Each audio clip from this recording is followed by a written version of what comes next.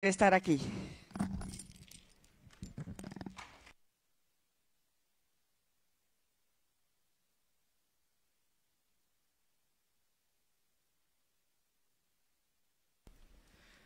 Muy buenas tardes.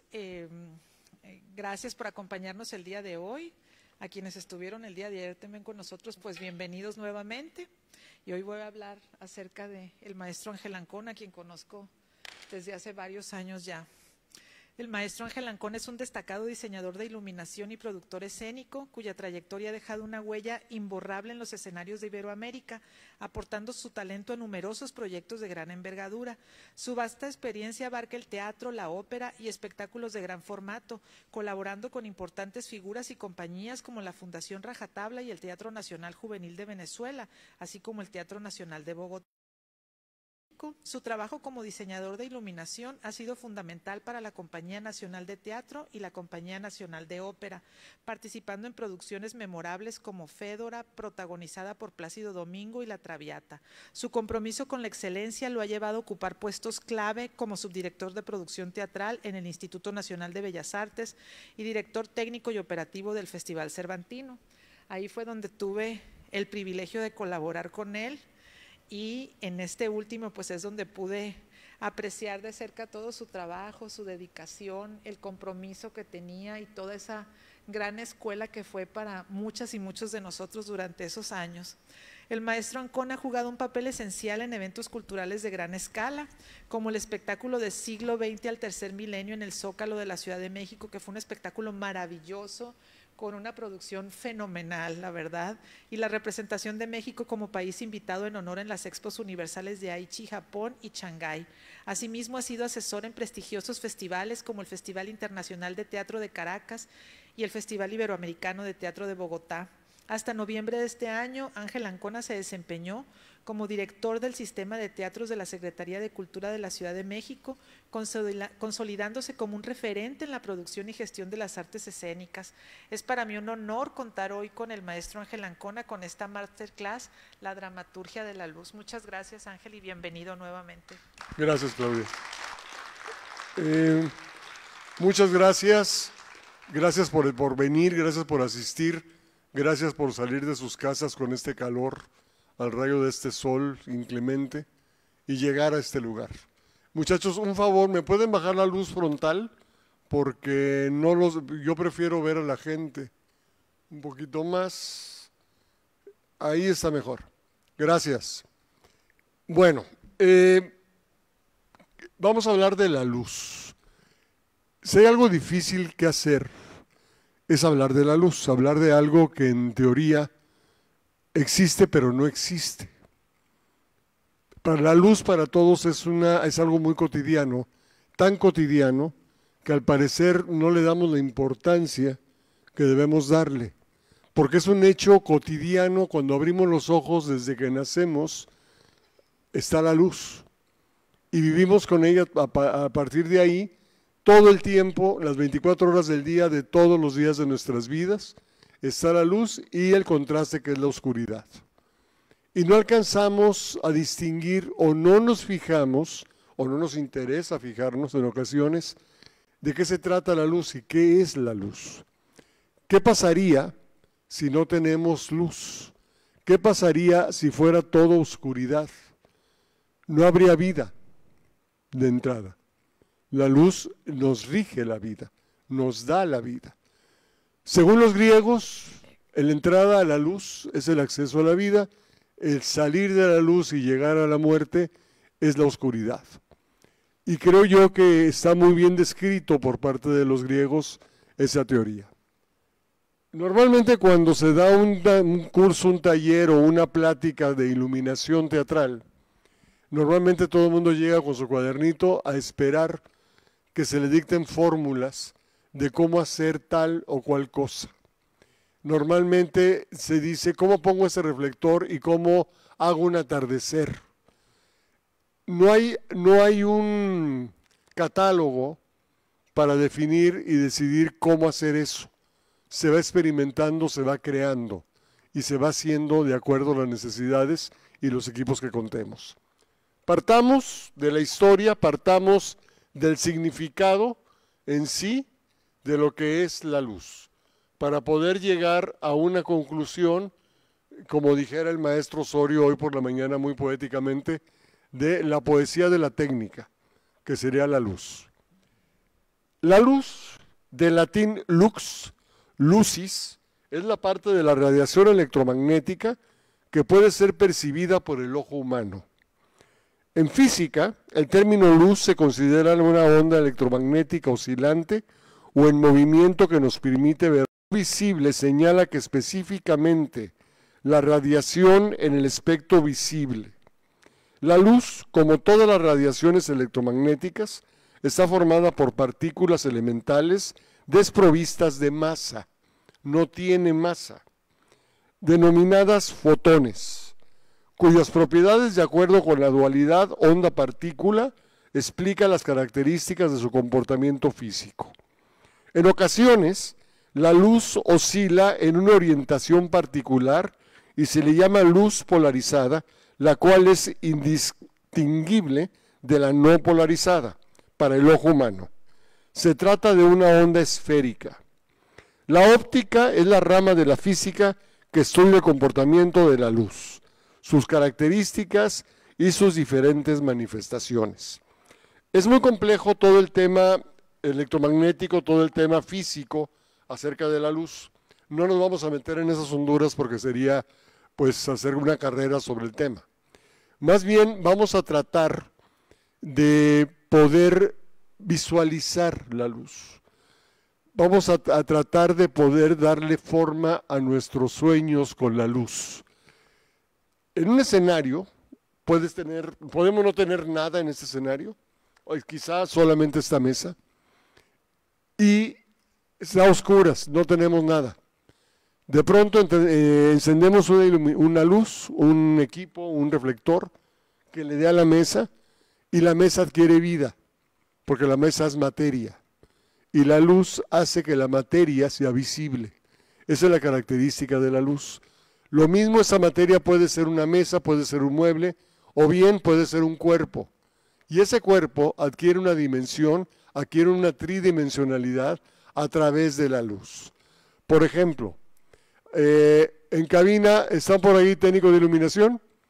Ok. Te voy a pedir varios cambios de luces. ¿Ok? Saca luz de sala, por favor. Saca la luz frontal y la luz cenital. Déjame solo el Fresnel central. Saca los LEDs. Y podemos sacar la pantalla, por favor. Creo que le he estado dando...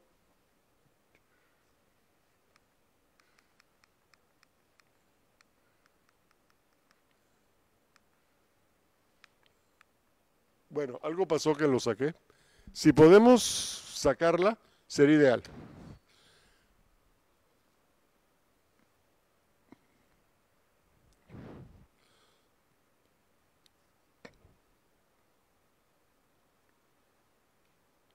Gracias. Aquí tenemos esta materia, que somos Claudia y yo, con estos muebles, iluminados por un contraluz. En un escenario como este, o el escenario que ustedes manejen, normalmente se requiere tener un contraluz, un cenital, un frontal, dos laterales, uno de cada lado. Altos, los laterales altos y los laterales bajos que llamamos calles. Al tener esa composición en cada espacio del escenario, logramos a través de la combinación de los diferentes reflectores y sus diferentes colocaciones, crear un ambiente lumínico para tal o cual escena. Por ejemplo, aquí tenemos este contraluz, véanos bien cómo nos vemos. ¿A qué porcentaje lo tienes? Bájalo a 40.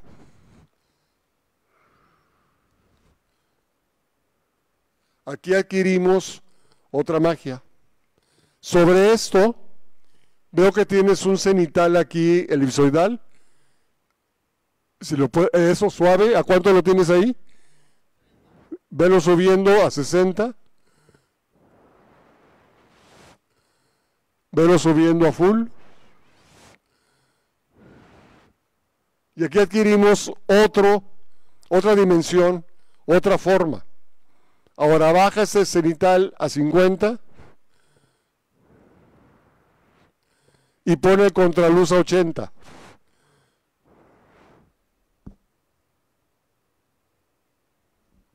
Aquí adquirimos forma, volumen. No somos figuras chatas, planas. Tienes un frontal, dámelo a 20% sobre esto.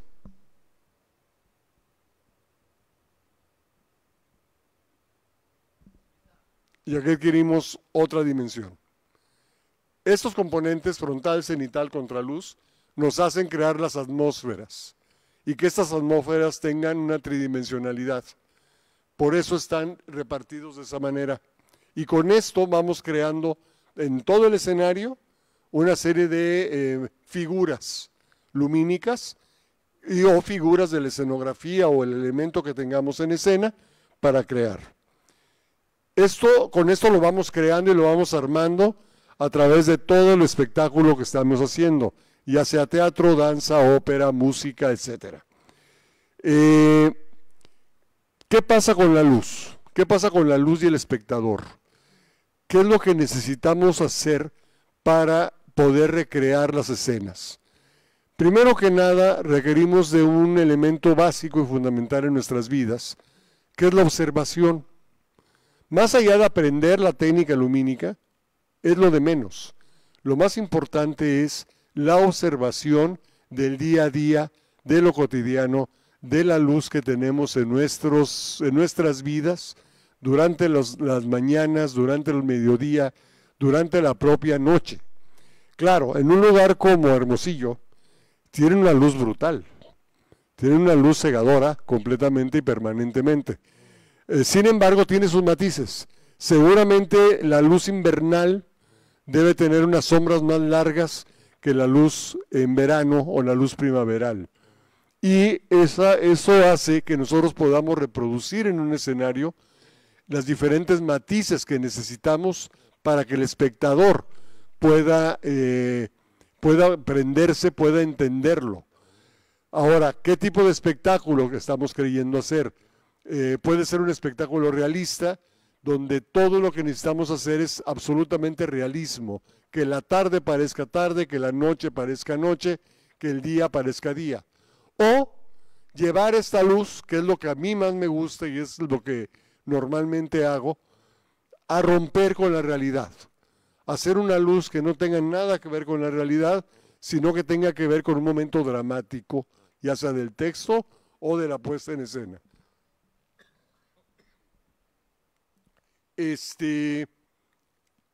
¿Cómo lo hacemos? ¿Cómo lo creamos? Primero, a través de una observación permanente de nuestros días, de nuestras noches, de nuestras vidas, de nuestras casas.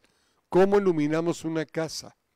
¿Cómo hacemos que esa casa tenga cierto modo sensual o cierto modo divertido o cierto modo alegre?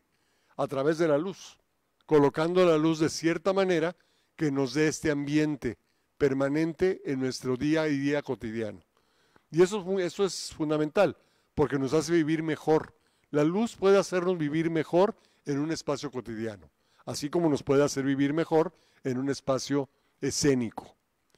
Ahora bien, la luz es de los oficios, y no el oficio más joven del teatro. La luz como tal, ¿esa luz qué fue? En la pantalla. La luz como tal realmente se empieza a utilizar creativamente a partir de los 40, a partir de los 50. Antes de eso se usaban baterías de luz blanca y simplemente la idea era que se viera, no que se compusiera algo que tuviera que ver con un elemento dramático de la puesta en escena. Realmente antes de eso, en el siglo antepasado más bien dicho, se usaban primero las velas, en la época de Mozart, en el siglo antes del antepasado, todo el tema de las velas, los candelabros, los candiles, y llenaban los teatros de todos estos elementos para que se viera. Después vino la luz de gas. Esto voy a ir muy rápido porque es realmente simplemente que tengan conciencia de la parte histórica. La luz de gas, que eran bombillas que estaban colocadas por todo el escenario, que a través de gas se encendían y con esto daban iluminación a través del fuego en los escenarios. Después empezaron a aparecer las baterías de luz incandescente y después empezaron a crearse todos los aparatos que conocemos ahora y que van transformándose a través de los tiempos. Realmente el primer iluminador como tal y que finalmente escribió un libro muy importante de la luz fue el maestro Richard Pilbrough, que además un inglés, diseñador inglés del National Theatre de Londres, que además fue de los creadores de la primer consola de iluminación.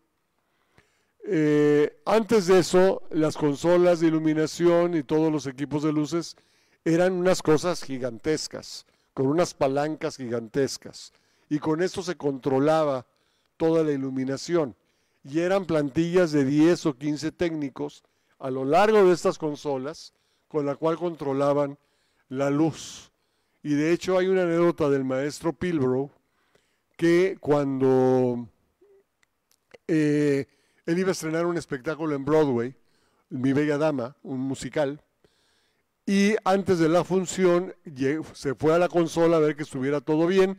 En aquel entonces las consolas estaban a un costado del escenario y normalmente los técnicos ponían sus libretos en las consolas para ir siguiendo la puesta en escena con todas estas palancas.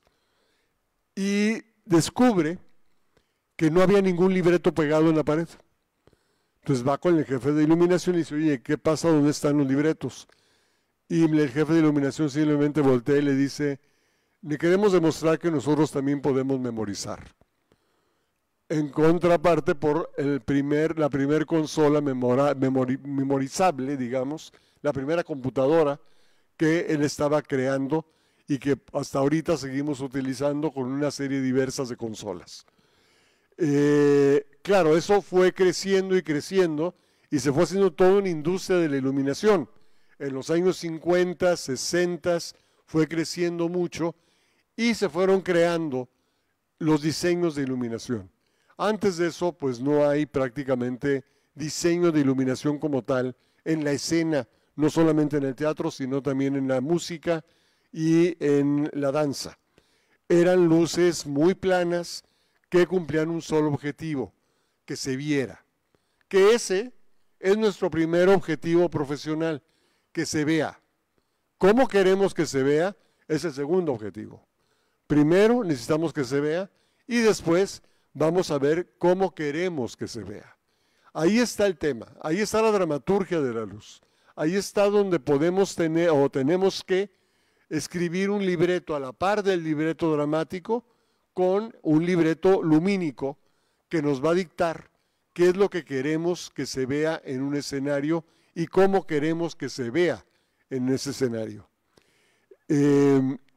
Todo esto suena divertido y complicado a la vez, pero si uno lo tiene claro, y si uno tiene claro qué es lo que uno quiere, se llega a lograr y se llegan a lograr cosas maravillosas. Y realmente es jugar con la luz, jugar con una puesta en escena. Durante meses trabaja con el director, con el escenógrafo, o si uno mismo hace la escenografía, trabaja con uno mismo, con el diseñador de vestuario y en los ensayos, y se va creando todo lo que uno va queriendo decir. En ocasiones yo doy talleres donde no hay aparatos teatrales. El taller lo doy con un solo bombillo, con un solo foco, porque es lo mismo. No necesitamos depender de un aparato teatral. Necesitamos que ese bombillo nos dé la luz que necesitamos tener en un escenario. Y a veces ese bombillo es mucho más útil que tener 100 reflectores. ¿Por qué? Porque finalmente estamos logrando que se vea. Y que ese mismo bombillo a dimmer, como lo manejamos en las intensidades, podemos generar un ambiente o no. Y esto lo pueden probar en sus casas, sin tener que ir a un taller. En su casa lo pueden probar con un solo bombillo, qué es lo que queremos decir con él, qué es lo que queremos exponer a la luz con él y cómo queremos que se vea ante un público. Eso es fundamental. Después la luz va evolucionando muchísimo.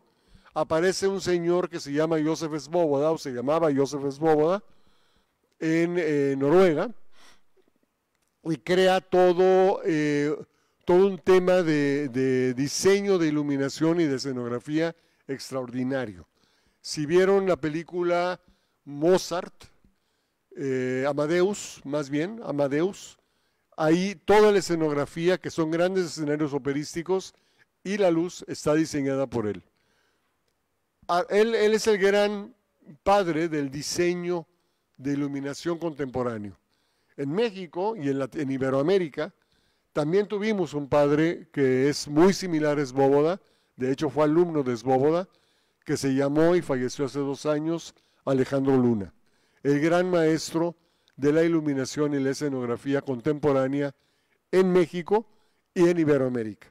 Él realmente logró hacer una carrera muy fructífera, muy plena y realmente brindándonos muchísimas formas estéticas a través de la luz. Él experimentaba muchísimo. Era una gente que permanentemente estaba experimentando y en los ensayos él iba probando qué quería hacer, qué no le gustaba y cómo quería que eso quedara. No hay fórmulas.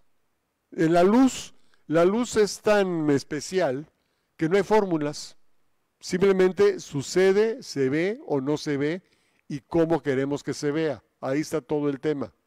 Por ejemplo, ahorita estamos aquí, me ven, me medio ven, tenemos sombras porque las busqué intencionalmente. Nosotros no los vemos, cosa que me parece mejor porque me da menos nervio no verlos. Pero así como vieron la transformación en 3 formas de equipo o 3 formas de colocación de equipo, eso se puede ir reproduciendo por todo el escenario. A ver, vamos a pasar el primer PowerPoint, por favor, que es el de equipos. Exacto.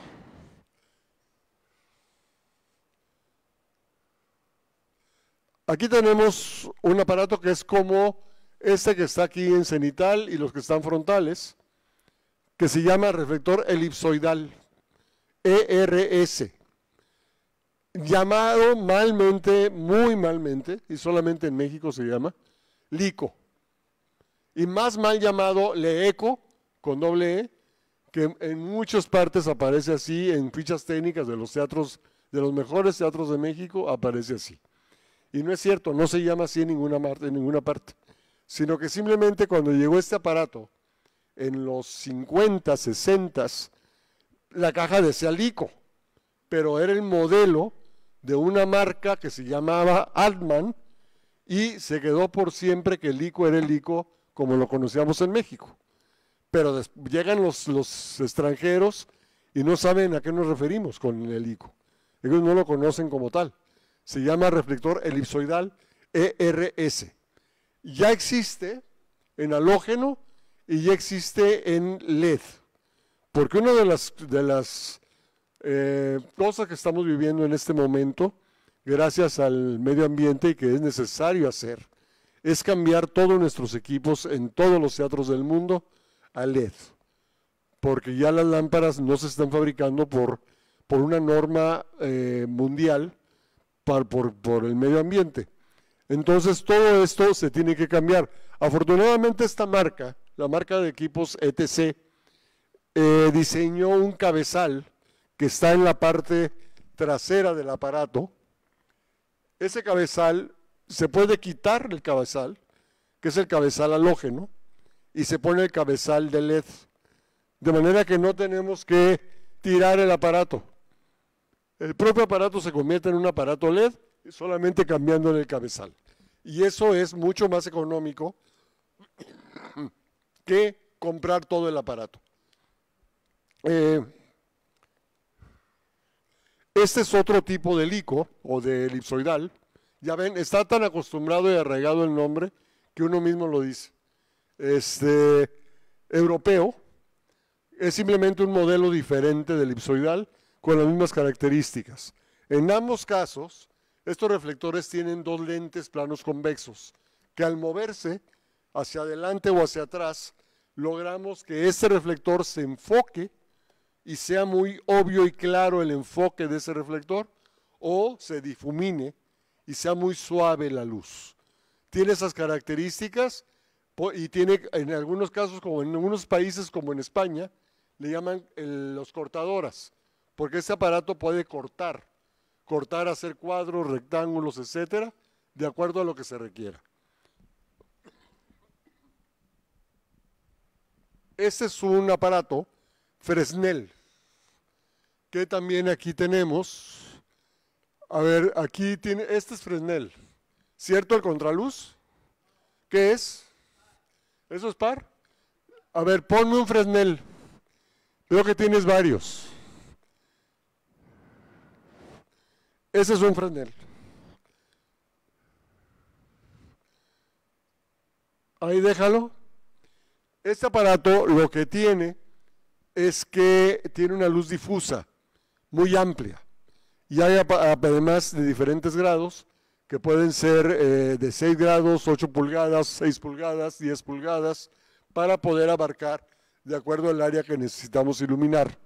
Y tiene unas cosas que se llaman cortadoras o bandors, que son los que están adelante del aparato para lograr controlar el chorro de luz. Este aparato casi no lo usamos en México. Quita el Fresnel, por favor. Gracias. Este es un aparato que se usa mucho en Europa y que es maravilloso.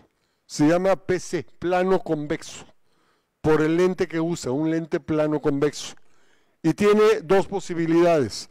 El de la izquierda es un plano convexo, que ven que el cristal es translúcido, y el de la derecha es un lente esmerilado que hace que la luz sea difusa.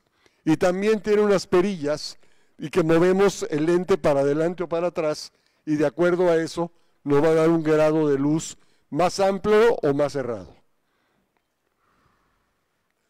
Este es un nuevo Par 64.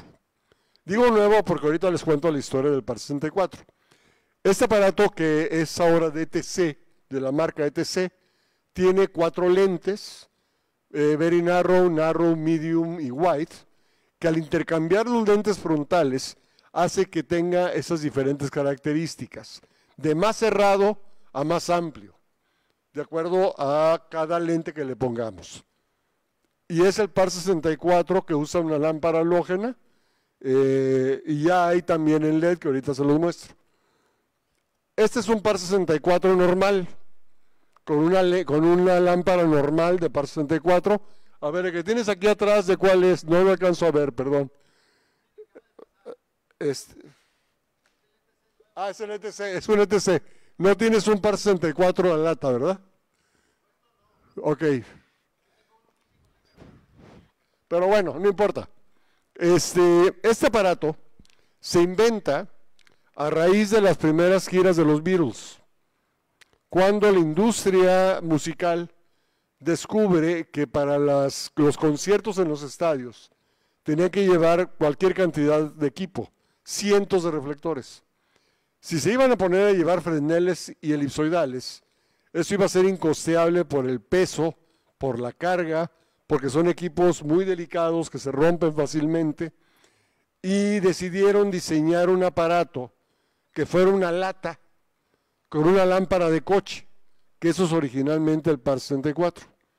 Y llegaron a hacer esto, de manera que podían mover 300, 400 Par 64 de ciudad en ciudad, día por día, sin un costo exagerado de transportación, o de peso, o de riesgo, y poder montarlos muy fácilmente, para poder montar en la mañana para hacer un concierto en la tarde o el día siguiente. Aquí también hay diferentes lámparas. Está la lámpara Very Narrow, la Narrow, la Medium, la Wide y una en particular que es una lámpara de avión, una ACL, Aircraft Lighting. Esa lámpara es con la que aterrizan los aviones que buscan la pista y esa se pone en la parte como cualquier lámpara de un par 64 y tiene una luz maravillosa, realmente muy bella y muy fuerte y muy concentrada. Yo hice un musical hace muchos años de Jesucristo Superestrella simplemente con 200 lámparas de ese tipo y se veía espectacular. Es la nueva versión del par 64 LED. Ponte los pares de atrás, por favor, los de back, que son esos. Ahora ponlos en magenta porque es es el mes del cáncer de mama y piden que esté en magenta.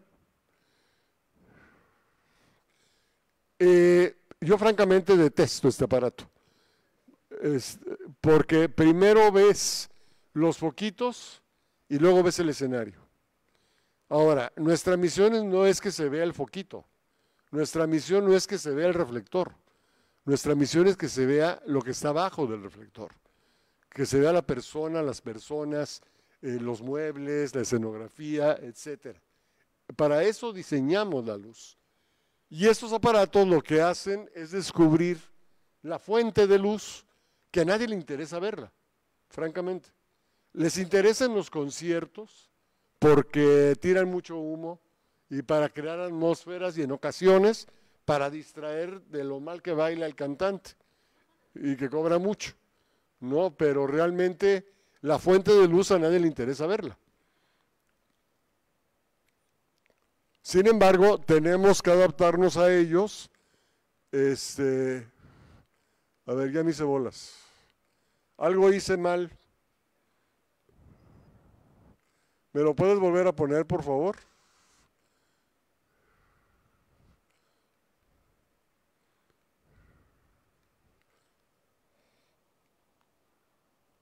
Gracias. Otra vez. ¿No quiero qué? Eso, gracias.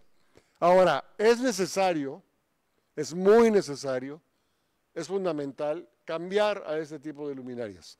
Ni modo, nos puede no gustar, pero es el menor de los males es que no nos guste. El grave problema que tenemos con el LED es que su calidad de luz es muy diferente a la que estábamos acostumbrados con el ojo humano. Entonces, normalmente todas las producciones están diseñadas por ciertas texturas, colores, telas o inclusive pinturas para las escenografías que funcionaban muy bien con la luz halógena. Tenemos que aprender a rediseñar, tenemos que aprender el ojo a ajustar nuestra calidad de luz a la luz LED para que esas texturas puedan realmente funcionar con la luz LED, porque es muy, muy diferente. Mira, un favor, cabina, saca todo el halógeno, saca los elipsoidales que tienes, saca el contraluz y todo este back, ponlo en no color a full.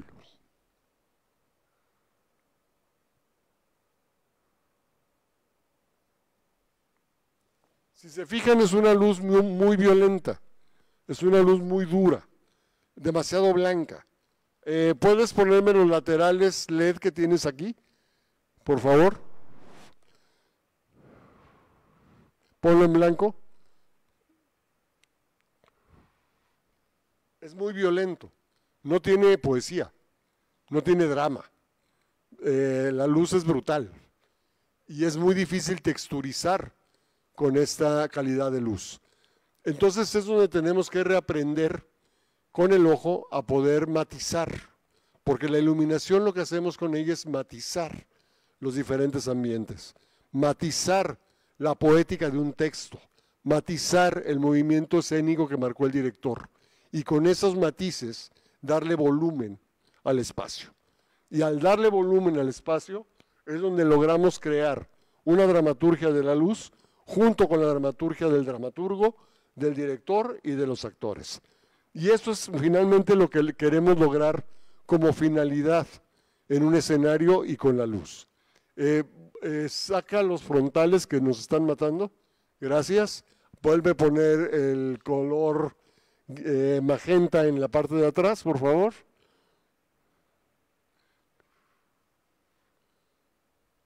Gracias. Digo, una de las cosas quizá positivas que tienen los LED es que tienen toda la gama de colores en sí.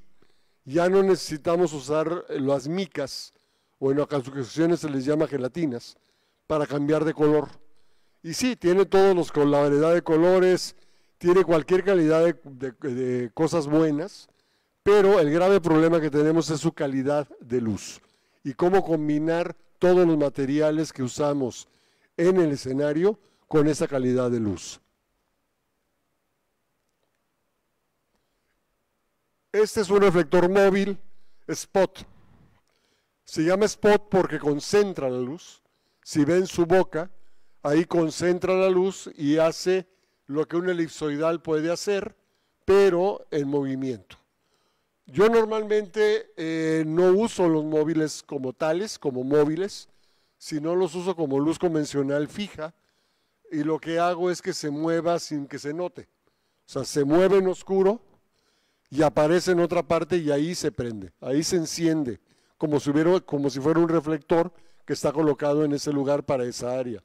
Y se enciende en el color que necesito que se encienda, en la posición y con la abertura que me es necesaria.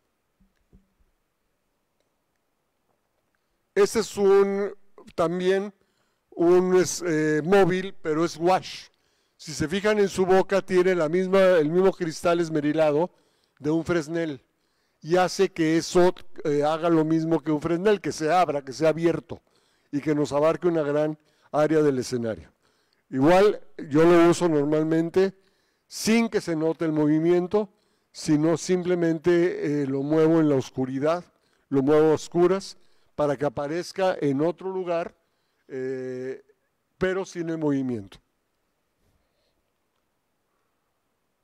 Este es un rack de dimmers que normalmente usamos en giras, pero es los dimmers que se usan para la iluminación halógena que están en vías de desaparición, porque ya con la luz LED no vamos a requerir tener dimmers en los teatros. Ya no vamos a hacer ese gasto que es carísimo y nos vamos a ahorrar esa parte. Este es un ejemplo de una consola de iluminación moderna. Este es otro ejemplo de una consola de iluminación moderna.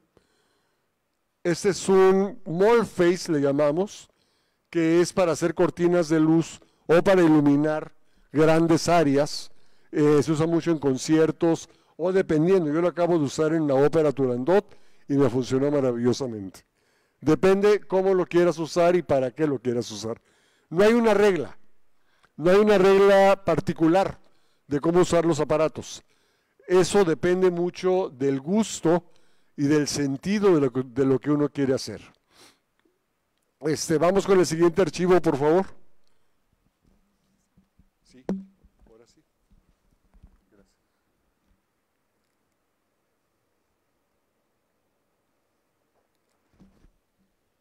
Estamos muy adelante, un segundo.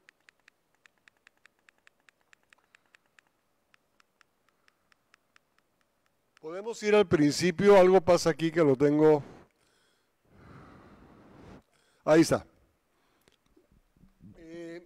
Ahora les voy a mostrar algunos ejemplos entre muchos trabajos que he hecho de mis diseños y de alguna manera irles explicando el por qué y cómo está diseñada esa iluminación. Repito, son algunos ejemplos. Hay muchísimos trabajos que no están aquí incluidos y de hecho, pues no sacábamos fotos en algunos tiempos no íbamos con celular ni con cámara en la bolsa para ir sacando fotos. Por ejemplo, el maestro Ramiro Osorio se me va a poner celoso porque no hay ninguna foto de las cosas que hemos hecho juntos. Tendríamos que tener esas fotos y deben estar, supongo, en el archivo del Teatro Nacional, pero no, yo no las tengo. En fin, esto es Teatro, en primer lugar. Despertar de Primavera de Fran Wedekind, una producción del Teatro Nacional Juvenil de Venezuela y Rajatabla, bajo la dirección de Carlos Jiménez. Esto era un invernadero, y tal cual era un invernadero de acrílico, y toda la iluminación pasaba a través de este invernadero, cosa que se dificultaba muchísimo porque uno pasa un haz de luz a través de un acrílico y eso se expande muchísimo y logras perder el control de la luz. Sin embargo, aquí logramos controlarla. Pueden ver, además aquí usted solamente un corrector de temperatura, que no es color, sino es un corrector de temperatura que hace que la luz se vea más fría o más azulosa, que es el Li 201. Con los demás era no color, o sea, sin color, y Li 201. Acá pueden ver el Li 201 en la foto de la izquierda, cómo se refracta en los acrílicos.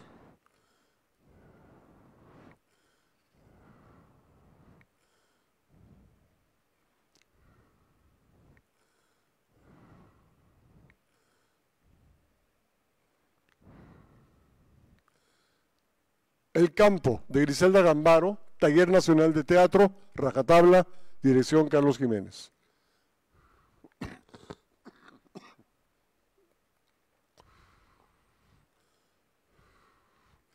Aquí, en este espacio, que era un espacio muy cálido, porque era dentro de una casa, digamos, en la parte de atrás subía la escenografía, se descubría esta parte de atrás, también de acrílico, con una luz absolutamente fría, para que rompiera con el resto del espacio. Sin embargo, combinaba con luz de arriba cálida la figura de esos dos actores y el resto se continuaba fría, continuaba la luz fría.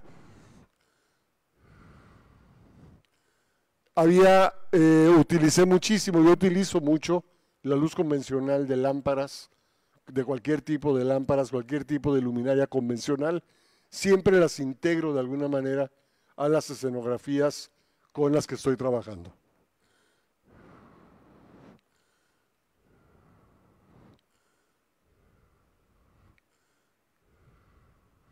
Aquí pueden ver más claramente el espacio frío del que les estoy hablando en la parte de atrás.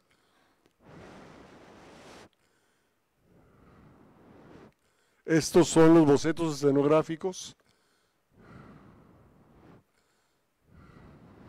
Oficina número 1 de Miguel Otero Silva, Rajatabla, dirección Carlos Jiménez. Esta la pongo francamente como un homenaje a Carlos Jiménez, porque son las únicas fotos y no son las mejores, pero fue la última obra que él dirigió. Y esto me sirve mucho para también darles un ejemplo de lo que es la dramaturgia de la luz. Cuando estábamos haciendo esta puesta en escena, que nos llevaba meses de trabajo, con maquetas, etcétera, logramos decidir que el escenario lo teníamos que agrandar. Entonces agrandamos el proscenio 4 metros hacia la platea y sobre eso había una gran lona como de tierra, como si fuera de tierra, puesta sobre toda esa superficie, sobre todo el escenario, y alrededor con cuerdas estaba estirada y amarrada esta lona al escenario. ¿Cuál era la idea? La historia trata de la primera oficina de petróleos en Venezuela, en la sabana venezolana, que podría ser muy similar al clima sonorense, que es 45, 50 grados en verano a la sombra y es tremendo. La sabana venezolana puede ser de terror, pero ahí se descubrió la primera oficina de petróleos de Venezuela y ahí empezó todo el fulgor por la Venezuela saudita, que le llamaban en ese momento, por la cantidad de petróleo que descubrieron. Entonces, en esta sabana que hicimos sobre la plataforma del Ateneo de Caracas, que era el teatro donde estrenamos, Carlos me dio una sola indicación. Me dijo, sobre este escenario, sobre esta sabana, 45 grados, quiero que haya un exceso de luz que nos queme a todos los espectadores. Y que de ese exceso de luz surja un remolino de luz que nos lleve a una acción poética. Menuda tarea poder llegar a eso y a que se viera en un escenario. Y fue justamente lo que me puse a trabajar, en crear esta enorme luz que nos quemaba a los espectadores y que de pronto en cierta acción dramática se hubiera cierto remolino de luz que envolviera y envolviera y envolviera y concentrara la acción sobre esta acción dramática y hacer una parte del resto del escenario. Las copias de Caril Churchill, dirección Mario Espinosa, escenografía de Gloria Carrasco. Esto era una puesta en escena muy sencilla. Era la historia, una historia que hicimos hace ya 15 años, pero era como la primera propuesta de las copias de los seres humanos, o lo que ahora llamamos inteligencia artificial, y la reproducción de un ser humano. Entonces era el padre y el hijo descubre que son varios hijos, que todos son producto de él mismo. Eran simplemente 3 sillas, 3 marcos y una plataforma. Alrededor de la plataforma había un ambiente también muy frío, como un espacio neutro entre la plataforma y el resto del espacio teatral. Edipo en colofón, de Flavio González Melo, Compañía Nacional de Teatro. Este es el piso del escenario, de la escenografía de Edipo en colofón. Si ustedes se fijan detenidamente, primero es que el piso es digamos, redondo, circular, ovalado más bien, y con luz está marcada una espiral. Hay una espiral de luz sobre el piso. Yo tenía un conflicto muy grande con esa escenografía cuando lo estábamos trabajando, porque la escenografía era redonda, el piso era redondo, el público iba a quedar alrededor de la escenografía semirredondo, de manera que todo era circular, menos las varas del teatro. Las varas eran rectas, verticales, que caían sobre la escenografía. Y eso me provocaba un ruido. Yo sentía que algo no terminaba, de crearse y que el espacio seguía estando cojo. En una de las sesiones de trabajo que tuvimos, yo estaba jugando con un alambre y de ese alambre fui haciendo una espiral sin pensarlo. Tampoco es que haya yo discernido sobre el espiral que estaba yo diseñando sin querer. Y cuando terminé de hacerlo, lo puse sobre la maqueta y dije, esta es la solución. Una espiral sobre el escenario. En esa espiral que mandamos fabricar de tubo cédula 40 y que era complicadísimo darle la vuelta, lo logramos hacer y sobre esa espiral coloqué todo el equipo de iluminación.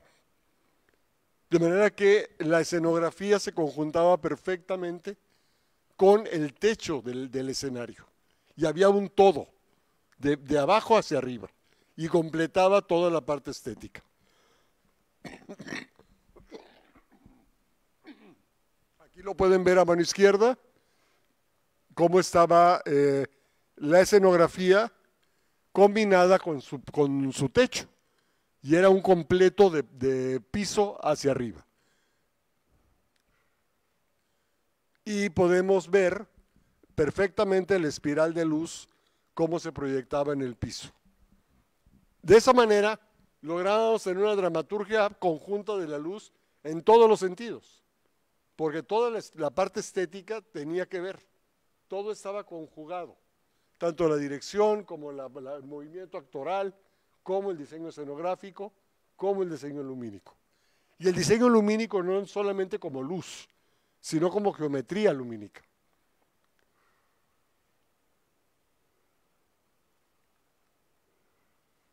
Una vez más, por favor, que no tiene nada que ver con Edipo en colofón, o sea, son ejemplos muy dispares. Compañía Nacional de Teatro también.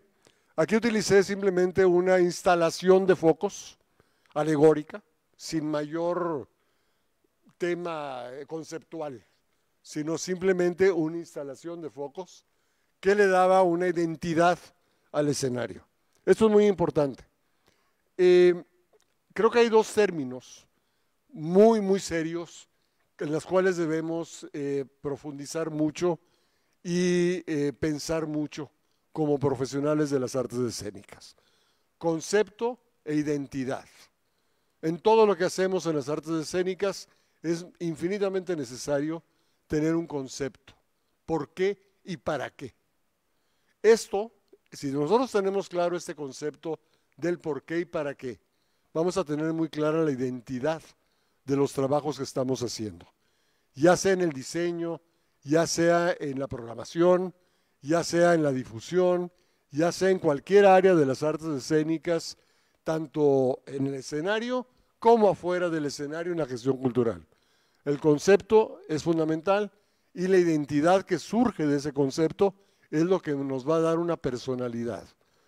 De manera que si no tenemos esa identidad, estamos perdidos, nuestra personalidad no existe. Entonces tienen que reflexionar y les invito mucho a reflexionar sobre la palabra concepto y hasta dónde quieren ir en su vida, en su profesión, para poder seguir adelante. Esta es una obra de dos actores que en escena eran Angelina Peláez y Arturo Beristain, Compañía Nacional de Teatro.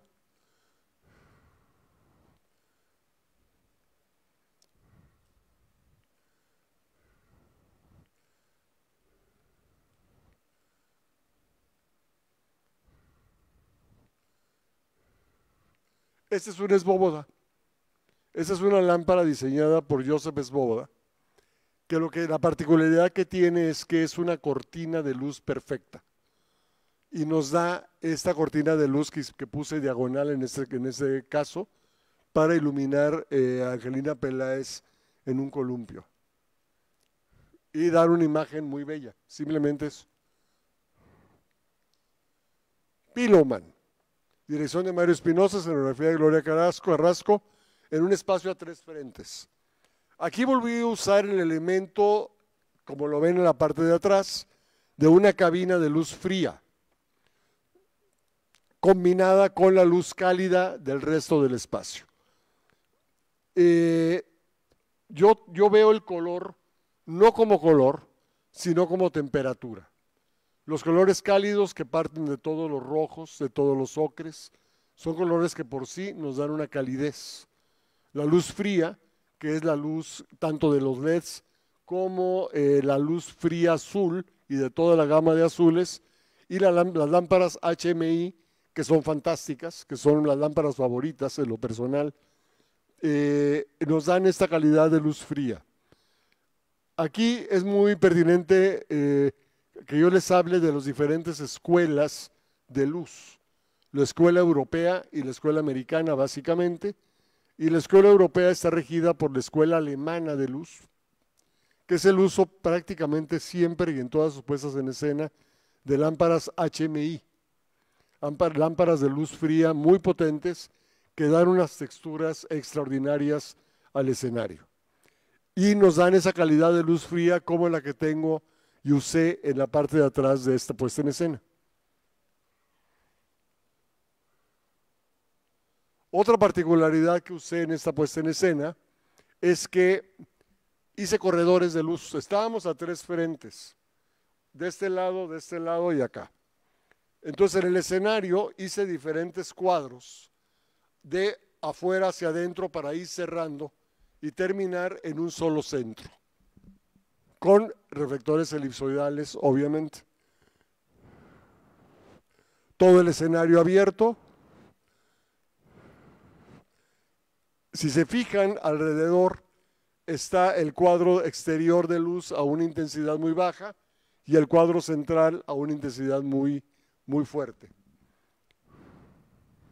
Y hay otro cuadrito todavía que es más chiquito aún, y ahí quito el otro cuadro que teníamos anteriormente, regreso el cuadro exterior y el cuadro chiquitito del centro, que nos va a dar estos cuadros que se iban cerrando de afuera hacia adentro.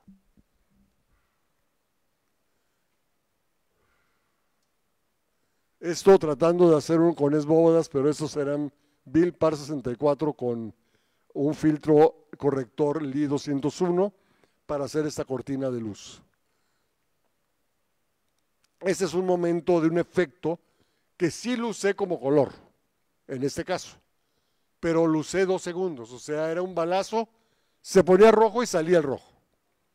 Nunca permanecí con el rojo ahí ni medio minuto acaso. El origen del mundo de Jorge Volpi, Compañía Nacional de Teatro.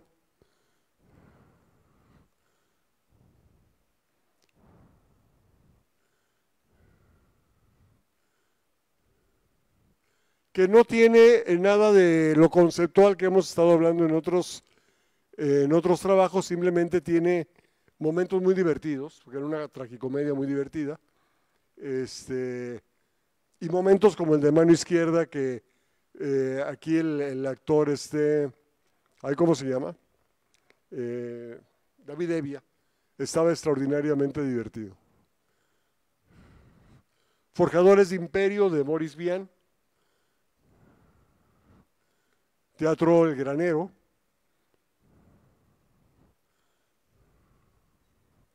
Luz muy fría, prácticamente en toda la puesta en escena.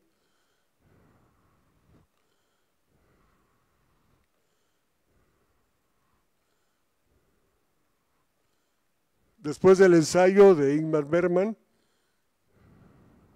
aquí les muestro los esbóbodas. Aquí usé 2 esbóbodas laterales y son estas baterías de luz que están a su mano izquierda.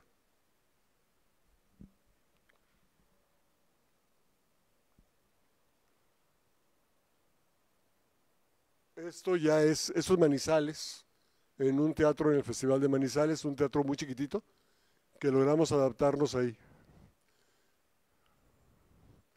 Grandes actores, Juan Carlos Colombo y Julieta Gurrola.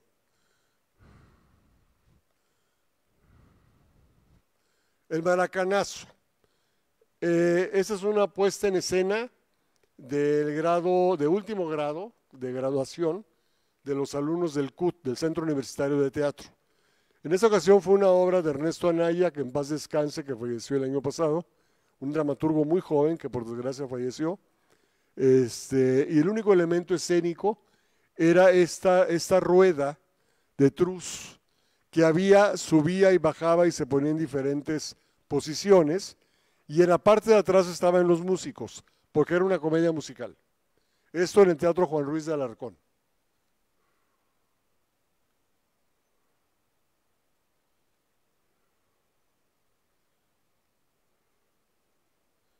Sí, en este caso hay mucho uso de color. Normalmente en los musicales es necesario un poco el uso del color, y cuando tienes espacio vacío también, para marcar diferentes lugares.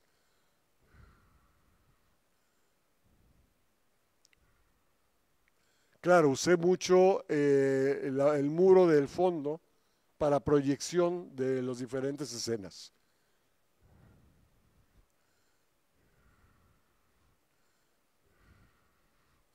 Paguana. Este es un espectáculo que hicimos en una casa. Es un espectáculo de luz y video, con 2 actores también, en este caso Luis Rábago.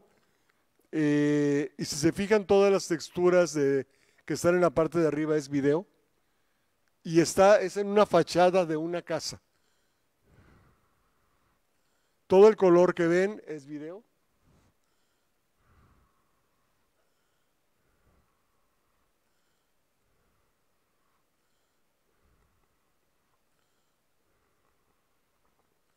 Cuando vi a Granadas en noviembre, de Leticia Guijara. Esta obra se desarrollaba en una cárcel, y diseñé una cárcel en la parte de abajo del Teatro Galeón. Aquí también la escenografía también es mía. Las puertas se abrían y cerraban automáticamente. Claro, estaba todo perfectamente programado.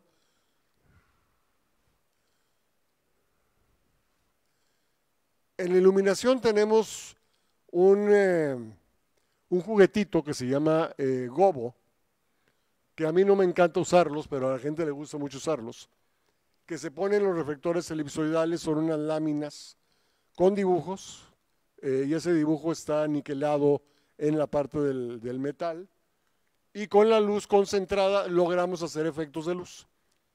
Ustedes ven en la parte de atrás que hay unas rayas de luz, no son gobos, simplemente es el techo de la cárcel, que también era de metal, que eran de barra de tubulares, y que al pasar la luz por ello, se lograba tener ese efecto.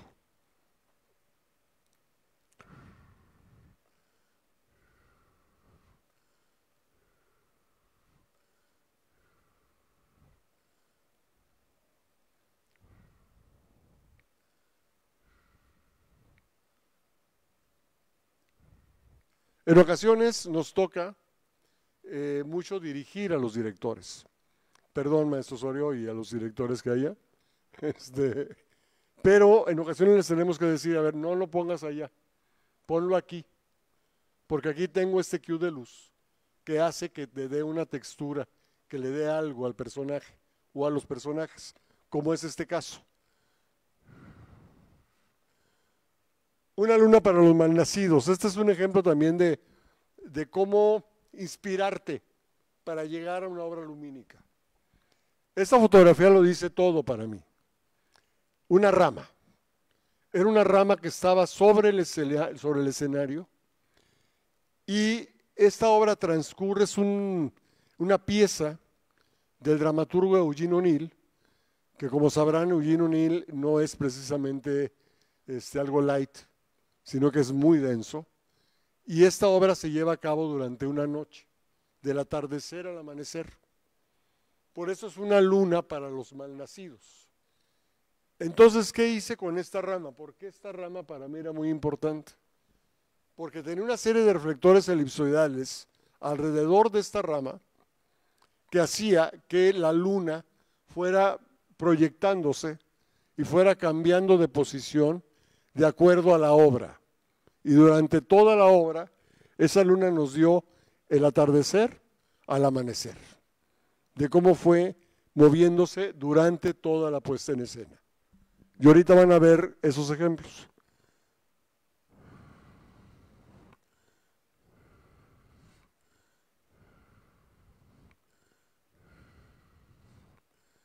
Aquí, por ejemplo, esto es el Festival Iberoamericano de Bogotá, en la Casa del Teatro. Ahí la presentamos también con mucho éxito. Esta es una producción de Teatro UNAM que se estrenó en el Foro Sor Juana.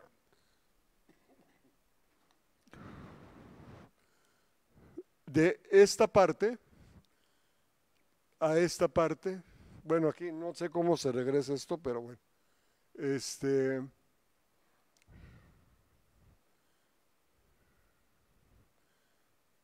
es otro ejemplo de lo que es el no teatro.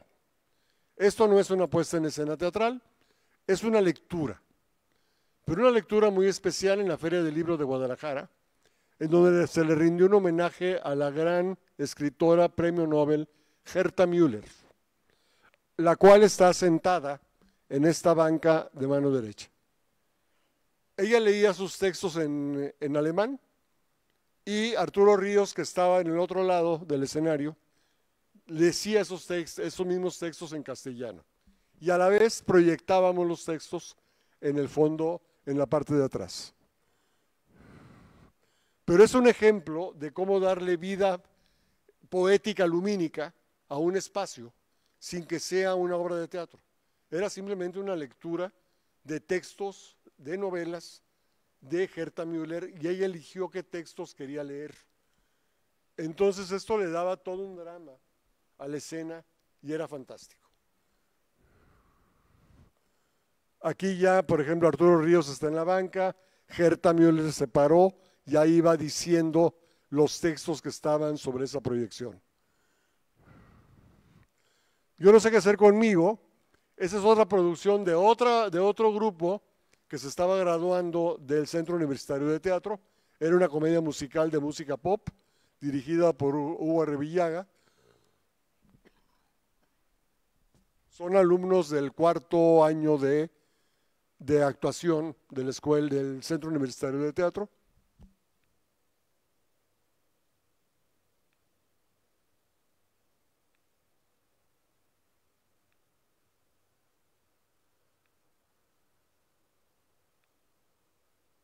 Triple concierto de Claudio Valdés Curi. Claudio Valdés Curi, como saben, es uno de los directores mexicanos más importantes que tenemos actualmente. Esta es una obra que hicimos antes de la pandemia y es un concurso de piano, donde los pianistas iban a concursar a ver quién ganaba el primer lugar, y esa era la historia. Y dentro de esa historia pasaban cualquier cantidad de historias humanas de los pianistas, las cuales iban quedadas plasmadas en la puesta en escena. Aquí utilicé también muchas luces convencionales, como esas 4 barras que ven en la parte de arriba, barras de neón, que de pronto me servían mucho para dar una frialdad al escenario.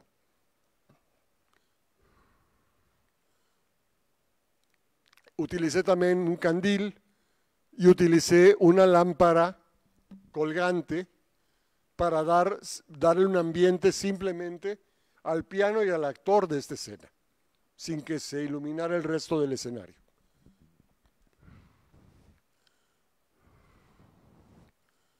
Esto es ya hacia el final de la puesta en escena, cuando llegan a ubicar los 3 pianos y tocar los 3 pianos al unísono. Obviamente eran pianos que se mandaron a hacer perfectamente la copia del Steinway, de un piano Steinway de gran concierto, y adentro se colocaron pianos eléctricos y sonaban en serio y tocaban en serio. Aquí la gran dificultad de esta puesta en escena es que no eran actores y no son actores, son pianistas. Y Claudio los entrenó durante un año para llegar a esta puesta en escena, también una producción de Teatro UNAM.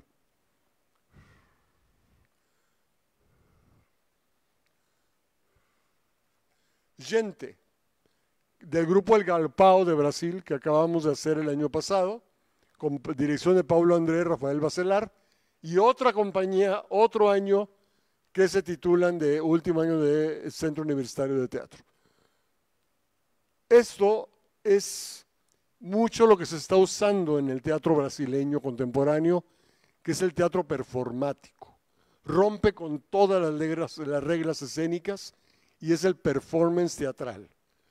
Cuando yo vi el primer ensayo que yo vi, yo venía de hacer una obra muy seria, muy bajo las reglas del teatro, en el teatro helénico. Vi el ensayo y dije, ¿y esto cómo lo voy a iluminar? O sea, no tiene, es una cosa, es un performance. Y decidí iluminarlo como si fuera un concierto de rock. Y ahorita les voy a mostrar. Así iniciaba la obra.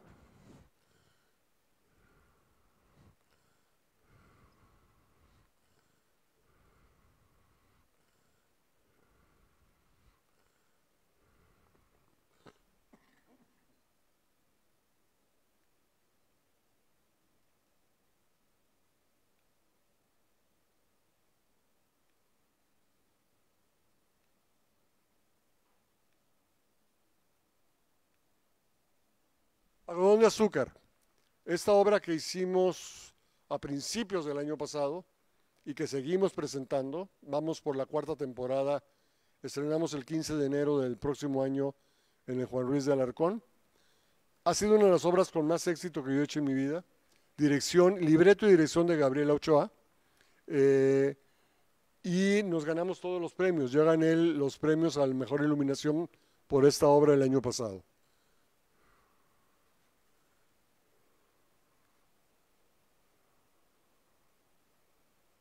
Si se fijan en la parte de izquierda, también en esta parte, pero sobre todo en la izquierda, mi obsesión por seguir la línea, mi obsesión porque la luz tenga la misma presencia arquitectónica que la escenografía. Por eso esas curvas que ven ahí a la izquierda, esos tubulares, donde colgué el equipo, para darle esta forma arquitectónica igual a la escenografía y que tenga todo un sentido plástico lo que estamos haciendo.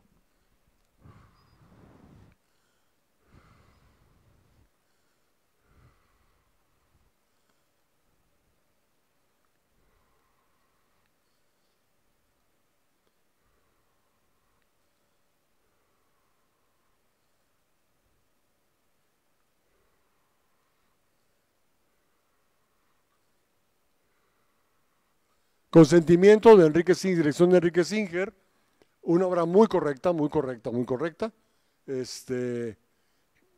Simplemente usé ciertos elementos como esas barras de luz neón, también para romper un poco el concepto de luz escénica y darle un poco de naturalidad al escenario. Y también unas bombillas que usé en diferentes posiciones.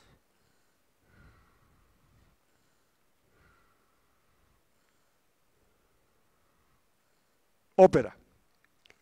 Si hay algún género que a mí me gusta, me apasiona hacer, es la ópera. Es muy complejo hacerla porque requieres de muchas cosas. Perdón.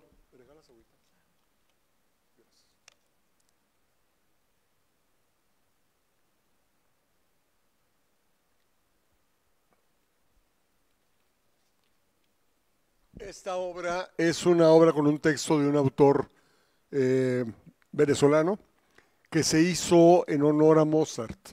Mozart, el Ángel Amadeus, rajatabla, Teatro Nacional Juvenil de Venezuela, Orquesta Simón Bolívar, dirección Carlos Jiménez.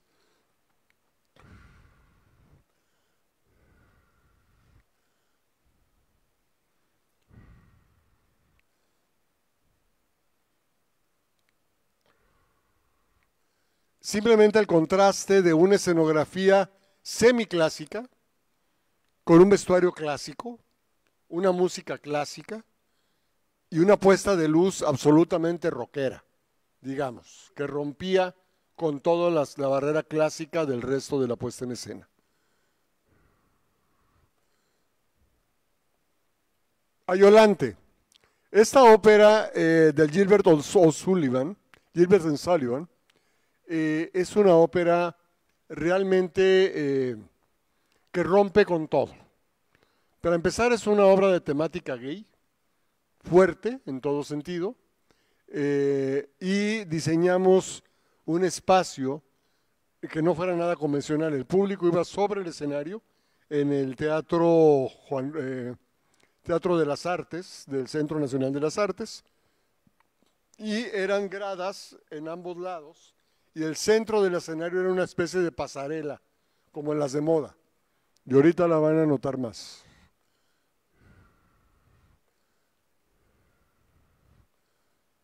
Esto es un gobo, pero no precisamente un gobo fabricado y hecho y traído de Los Ángeles, sino que en un plato de aluminio lo cortamos al tamaño del gobo y con un desarmador le hicimos los hoyitos para hacer ese efecto.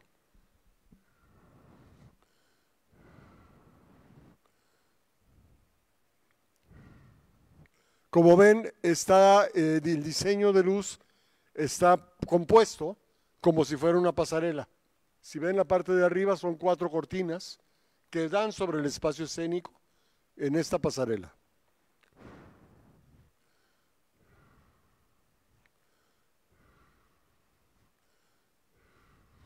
El Trovador de Verdi, Palacio de Bellas Artes.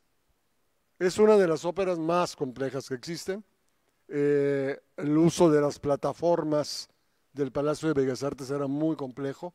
Una escenografía gigantesca, un coro de 100 y pico de voces y una ópera muy complicada. Además usamos el video.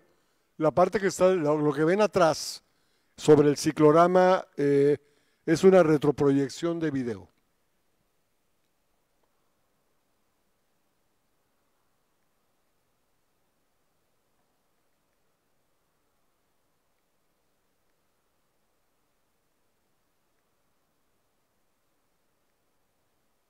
Don Pasquale, de Verdi.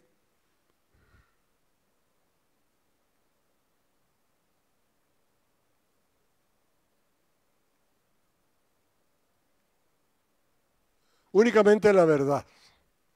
Esta obra es muy particular. Es una ópera contemporánea de Gabriela Ortiz, que es una de las compositoras más importantes en este momento de la ópera en México y de la música clásica. El título de la ópera es Únicamente la verdad o La verdadera historia de Camela la Tejana, de Gabriela Ortiz. Es una producción de la Compañía Nacional de Ópera y la escenografía es este rectángulo con este hoyo interior. En ese hoyo interior está la orquesta. Adentro del escenario está la orquesta, no en el foso. De manera que todos los bailarines y cantantes estaban alrededor de la orquesta. Con 3 pantallas, 3 cicloramas negros de la marca Perroni de PVC, de la fibra PVC, donde proyectábamos en contraluz tanto en el fondo como en cada lado. Y usábamos 4 proyectores por lado para proyectar las imágenes. Es la historia de los migrantes. Como pretexto el usar a Camila la Tejana para hablar del migrante mexicano que se va a Estados Unidos. Una historia además romántica sobre Camila la Tejana. Esta obra no solamente la estrenamos con la Compañía Nacional de Teatro en México, sino que la estrenamos en la Ópera de Long Beach al año después y después a los 6 meses en la Ópera de Chicago. Y debo decirles que la experiencia tanto en Chicago como en Long Beach fue extraordinaria, ya que cuando ese puente que está en el centro del escenario bajaba, al final de la ópera bajaba y en la parte de arriba aparecía Camila la Tejana, cantando operísticamente Salieron de San Isidro, toda esa canción de los Tigres del Norte, el público entero se ponía a llorar, porque todo ese público era mexicano. Y ese momento nostálgico era extraordinario, porque también los bailarines que teníamos allá y los cantantes, pues eran todos mexicanos. Y ese momento les tocaba en el alma brutalmente.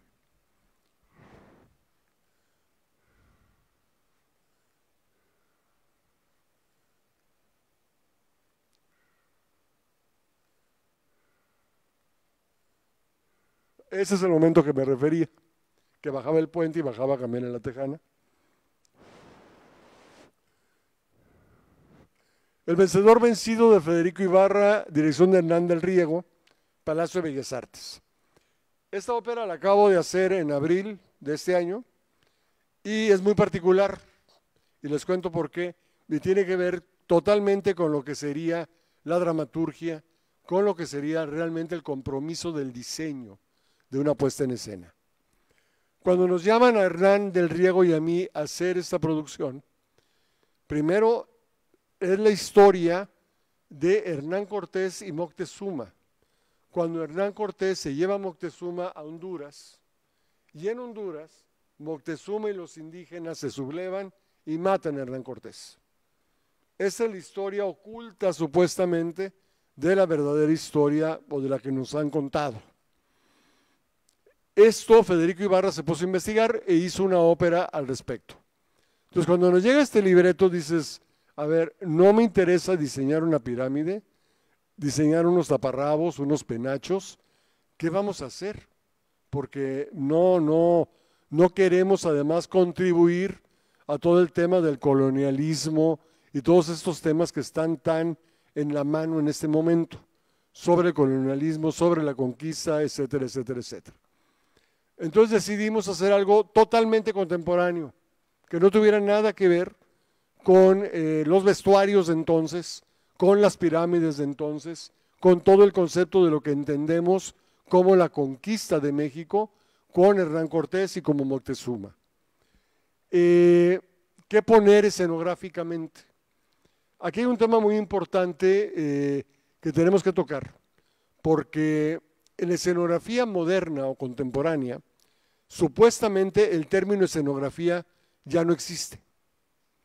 En la Cuadrienal de Praga de hace 4 años se decidió que el tema el título ya no era oportuno y que ahora se iba a decidir, se iba a poner como espacio escénico, a lo que en el siglo pasado fue escenografía y en el siglo antepasado fue decorados. Antes se le llamaban los decorados, luego la escenografía y ahora el espacio escénico. Entonces, yo con mis obsesiones de espirales y de espacios de cosas que vuelan sobre el escenario, dije, bueno, ¿y si me autoplagio de alguna manera? y diseño otra espiral, pero a esa espiral en lugar de ponerle reflectores, le pongo luz y que sea el elemento principal de luz de toda la ópera. Que esa espiral se mueva por todo el espacio, pero como va a tener una tira de luz, va a tener la luz importante, toda esa luz de toda la ópera. Mandamos investigar en China y conseguimos un LED neón, así se llama, muy potente, que cambia todos los colores, etcétera, etcétera, pero que es como un neón que se adhirió a toda la estructura que hubo que montar.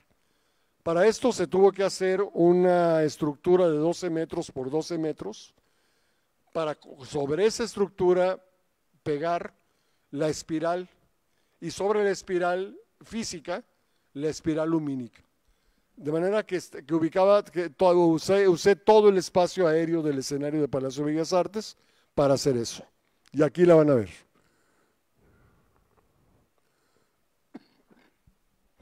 Y era la luz principal de toda la ópera. Y la parte de atrás que ven es una plataforma de las plataformas de Palacio que suben y bajan. Y el ciclorama atrás de esa plataforma y adelante del ciclorama un fondo negro sólido que subía y bajaba junto con la plataforma. De manera que hacíamos estas franjas de luz en diferentes momentos de la ópera. Nunca descubrí el ciclorama. No podía hacerlo, porque yo mismo me engañé.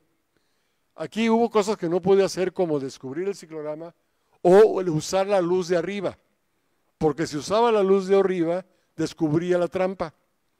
Descubría que había una estructura.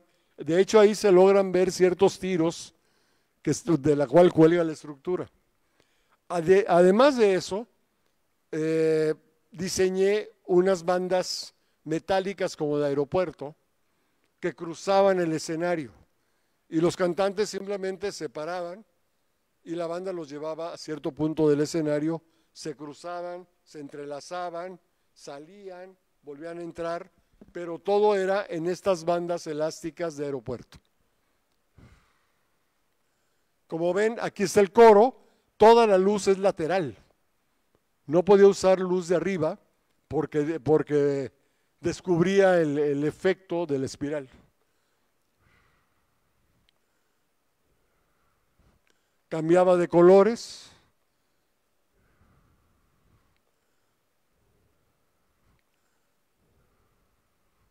También lográbamos partir esa espiral en diferentes secciones. Aquí francamente quise descubrir, esta no es una escena que vio el público, es una escena de ensayos, pero aquí pueden ver perfectamente la estructura a la cual estaba pegada la espiral.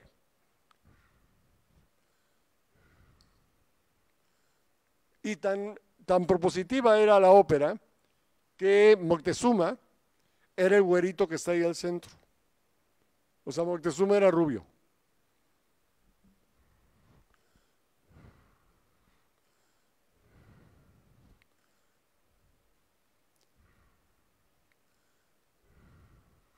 Turandot. Esta es la última ópera que hice, la estrenamos en julio en Palacio de Bellas Artes con la Compañía Nacional de Ópera, dirección de Ignacio García. Aquí en todo caso lo trascendente, bueno, es una escenografía francamente monstruosa, como todas las escenografías de Turandot, que son gigantescas, pero todo el tema lumínico radicaba en esta caja de luz que ven al fondo, donde están esos títeres, era una caja de luz. Adelante de esta caja de luz había una tela, gasa, con la luna pintada en la gasa, y adentro de la caja de luz había cualquier cantidad de tiras de LED, tanto blanca como roja. Y alrededor había otra tira de LED, porque esa caja de luz se convertía en luz blanca o en luz roja para el momento en que matan a Liu, y en ese momento se transformaba toda la escena en roja, incluyendo la luna. O en el primer acto era el gong, con la cual finaliza el primer acto de Turandot. Entonces ahí solamente desaparecía la luz de adentro y quedaba solamente la franja de LED. Ahora lo van a ver.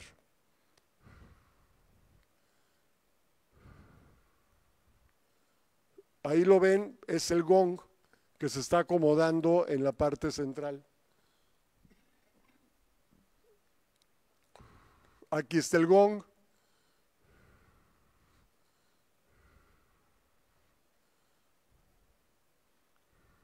Aquí está la luna roja. Aquí está la luna blanca. Pero esta luna además caminaba. Salía de la parte izquierda nuestra, subía, caminaba en diagonal y terminaba en la parte de arriba y luego bajaba en línea recta. El mundo de los vivos, dirección y coreografía de Luis Galaviz, danza contemporánea. Esto es con la Universidad de las Artes de Aguascalientes.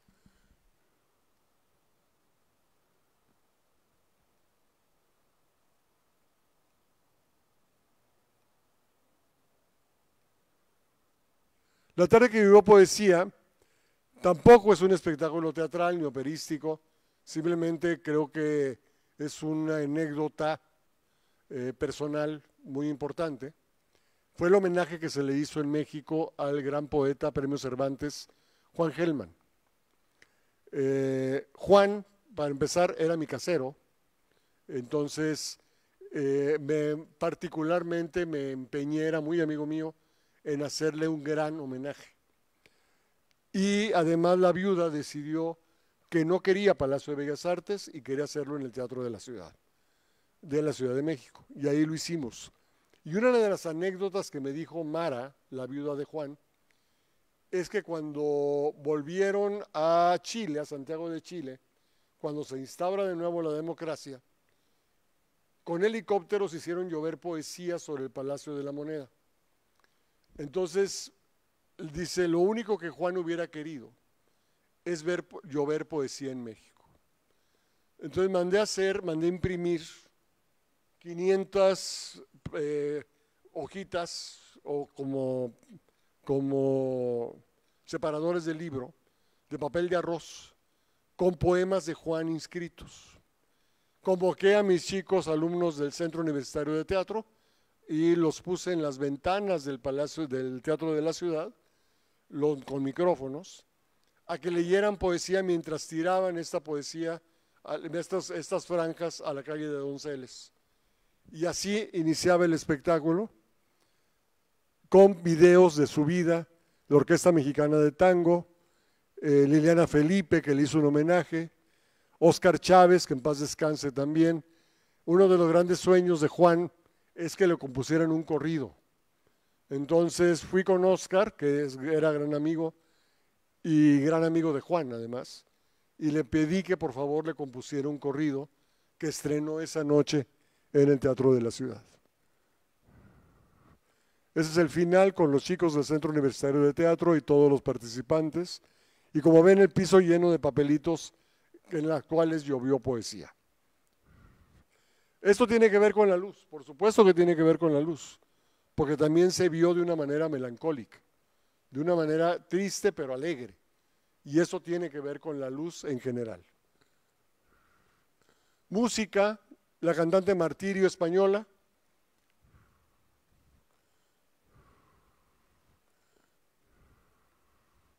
Tania Libertad, que le ha iluminado toda la vida.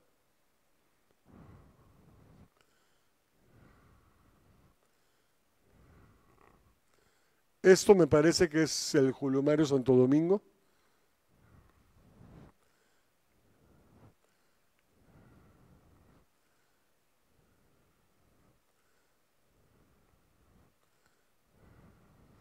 Chabela Vargas, en la última aparición pública de Chabela en un homenaje que se le hizo en Palacio de Bellas Artes y que tuve el enorme privilegio de iluminar, con Eugenia León y Martirio, en un homenaje que ella le quería hacer, que Chabela le quería hacer a Federico García Lorca, Palacio de Bellas Artes.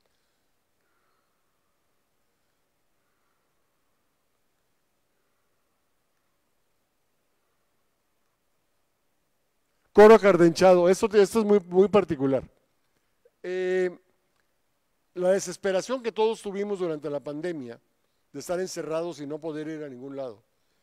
Llegado un punto, primero que yo abrí los teatros muchísimo antes de que hubiera permiso.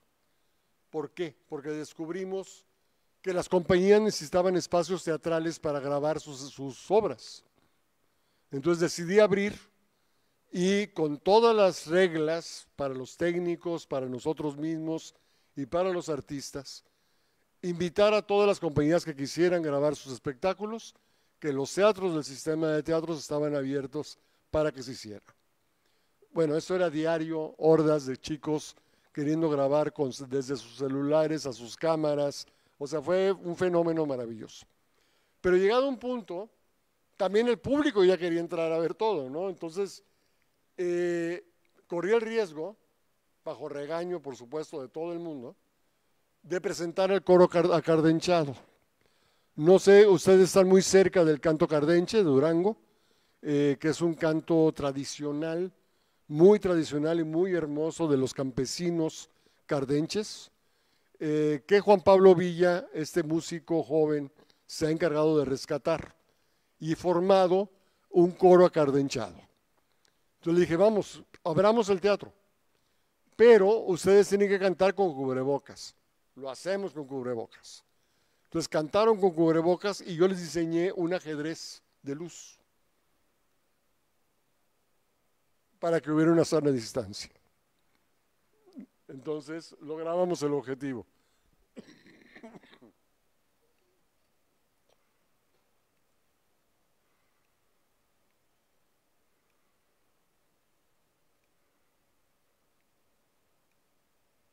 Cecilia Toussaint, que ustedes conocen seguramente, y pues hasta ahí.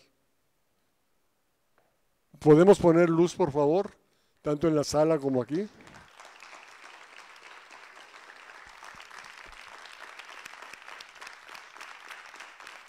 La sala, por favor. Muchas gracias.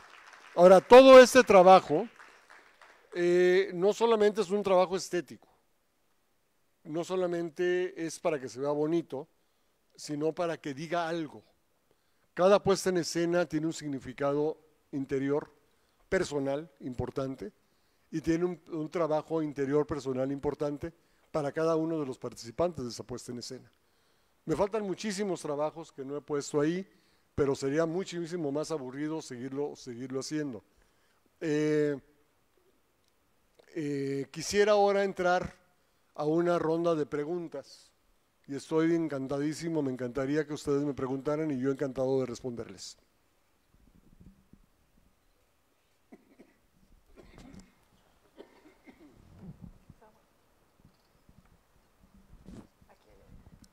Hola, buenas tardes, maestro.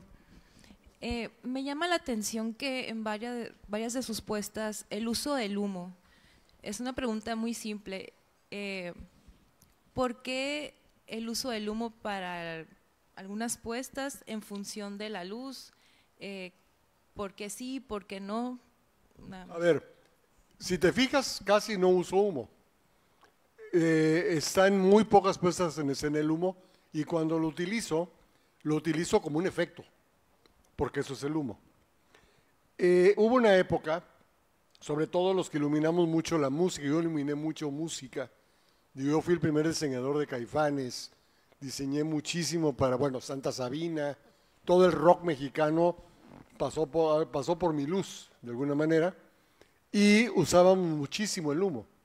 De hecho, en esa época no había máquinas de humo. Lo hacíamos con una cosa que no sé cómo no intoxiqué a mucha gente, porque era cloruro de amonio. Eso lo poníamos en una parrillita, en un plato metálico, y eso se iba quemando y hacía un humo fantástico. No sé cómo no logré matar a la gente, ¿no? Pero tuve el privilegio de iluminar a Mercedes Sosa. Y en una ocasión estando en el Festival de Viña del Mar en Chile, me dijo, nene, ¿por qué me decía nene? Como buena madre argentina. Antonio Gala, un gran coreógrafo, le había dicho que no usara humo, que eso era solamente para los malos iluminadores. Y le hice caso. Y bueno, sí uso humo en muchas ocasiones porque es necesario. A veces sí es necesario y es parte del lenguaje del todo. Pero si te fijas, en la mayor parte de las puestas en escena no estoy usando humo. Muy bien, gracias.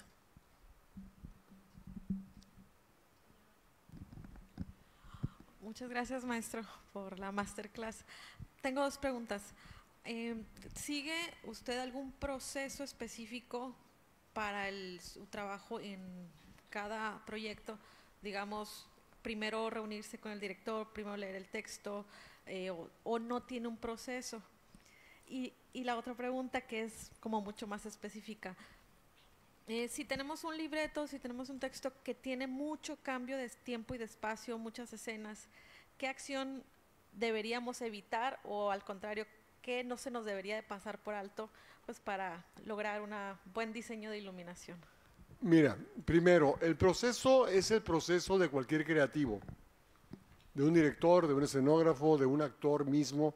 Digo, yo actué hasta el 85, que fue el último año en que actué, pero desde los 17 años empecé a actuar profesionalmente y conozco muy bien el proceso de una puesta en escena.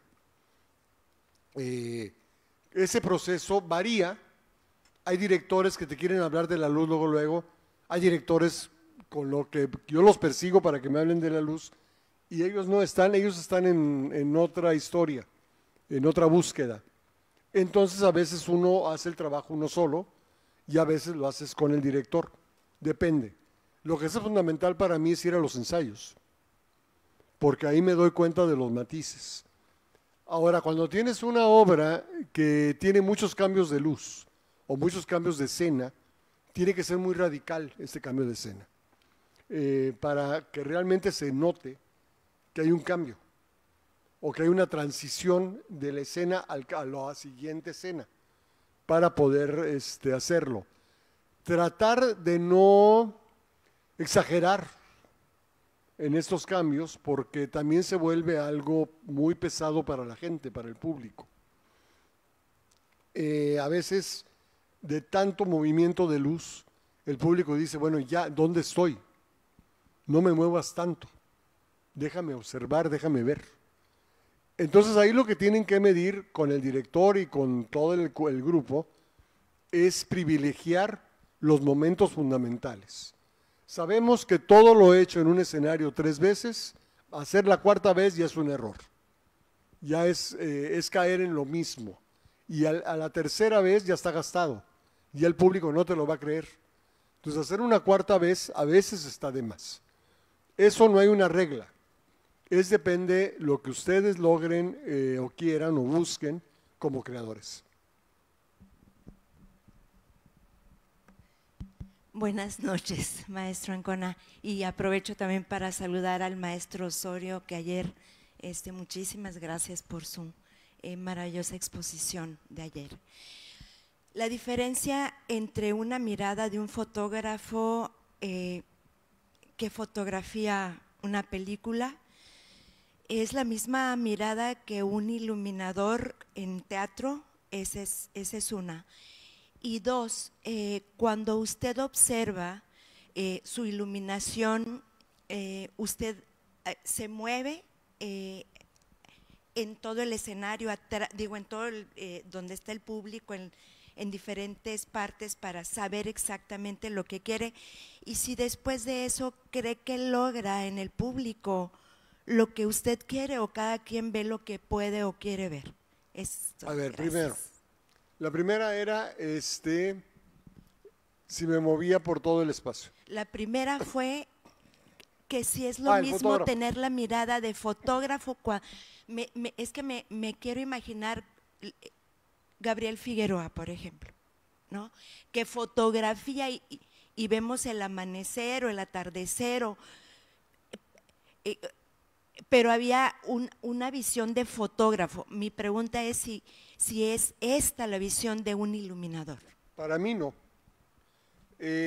Con todo respeto a los fotógrafos, creo que de hecho tengo un sobrino que es el mejor fotógrafo de teatro en este momento, se ha ganado premios en Londres, en Nueva York, etcétera, que se formó conmigo desde muy niño porque se iba conmigo a los montajes y adquirió esta mirada escénica.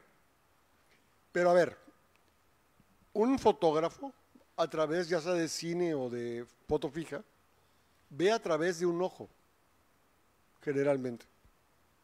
Se ve a través de un ojo, de un cuadrito, de ahí logras ver lo que vas a plasmar. Yo tengo una mirada más bien escénica.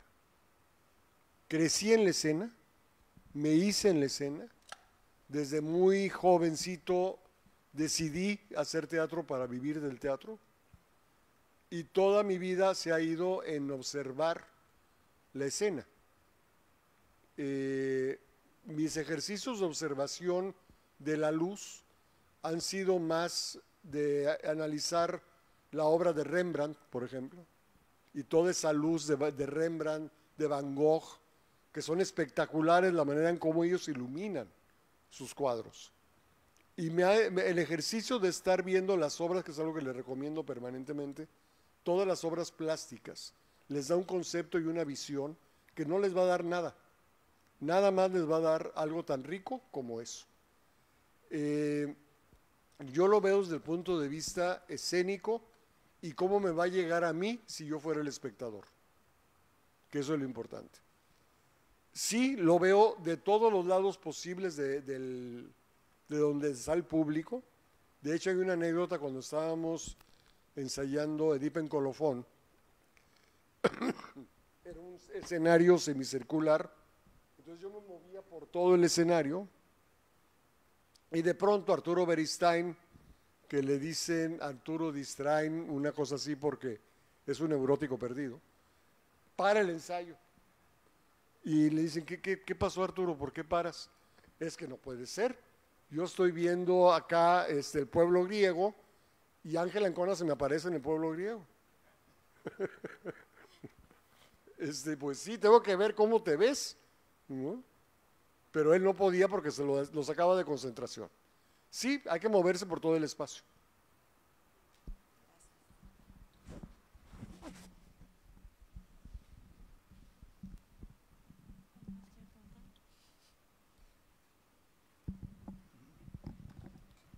Muy bien, ya terminamos. Muchísimas gracias por su compañía, por estar aquí con nosotros.